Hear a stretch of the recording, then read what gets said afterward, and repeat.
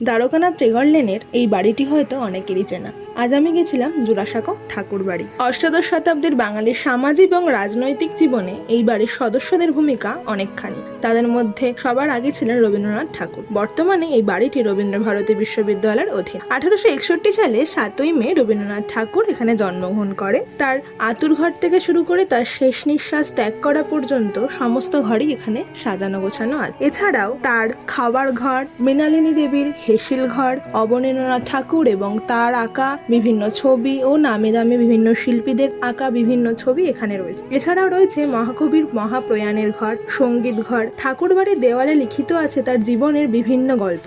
জোড়াসাঁকো ঠাকুর বাড়ির খোলার সময় সকাল 10টা থেকে বিকাল 5টা পর্যন্ত। টিকিট মূল্য 20 টাকা। সোমবার বন্ধ থাকে। এখানে আসার সবচেয়ে নিকটতম রাস্তা হলো মেট্রো করে গিরিশ পার্কে নেমে হাঁটা পথে মাত্র 10 মিনিট। ভিডিওটি এখানেই শেষ করছি। দেখা হবে নেক্সট ভিডিও।